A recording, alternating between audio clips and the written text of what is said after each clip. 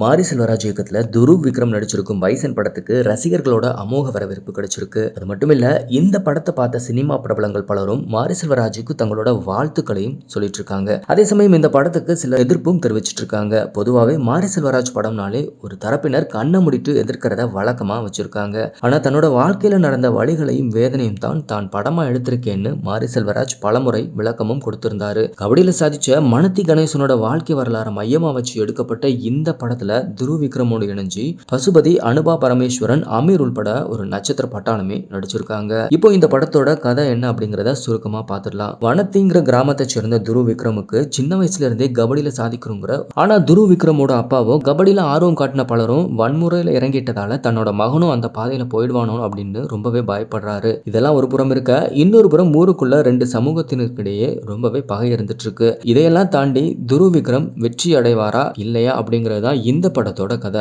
முக்கியமா சொல்ல போனா இந்த படத்துல துருவ் விக்ரம் ஒரு பெரிய தாக்கத்தையே ஏற்படுத்தி இருக்காரு. படத்துல வரக்கூடிய ஒவ்வொரு சீன்லையும் தன்னோட அயராத உழைப்பை போட்டு அட்டகாசமாவும் நடிச்சிருக்காரு. இதுக்கு முன்னாடி துருவ் விக்ரம் நடிச்ச 2 படங்கள் அந்த அளவுக்கு ரீச் கொடுக்கலனாலும் இந்த படம் துருவ சிகரத்தோட உச்சிக்கே கொண்டு போய் உட்கார வச்சிருக்கு. இந்த படத்தோட வெற்றியோடு முழுக்க மகிழ்ச்சியோடும் இந்த தீபாவளியை துருவ் விக்ரம் அட்டகாசமா கொண்டாடி இருந்தாரு. மாரி செல்வராஜுக்கு இந்த படம் 5வது படம்னு சொல்லலாம். இந்த படத்துக்கு முன்னாடி இவர் இயக்கியிருந்த படங்கள் எல்லாம் வெற்றியை தான் கொடுத்திருந்துச்சு. அதே போல பைசன் படமும் இவருக்கு அமோக வெற்றியை கொடுத்திருக்கு. சோ இதுவரை தோல்வி படமே பார்க்காத வரிசையில மாரி செல்வராஜும் இணைஞ்சிருக்காருன்னு சொல்லலாம். இப்படி அதிரி புதிரி வெற்றியான இந்த படம் உலகம் முழுவதும் வெளியான 5 நாட்கள்ல மட்டும் 35 கோடி ரூபாய் வசூலிச்சிருக்கிறதா அதிகாரப்பூர்வ அறிவிப்பும் வெளியாகிருக்கு. இந்த வசூல் இன்னமும் அதிகரிக்கும்னு எதிர்பார்க்கப்படுது.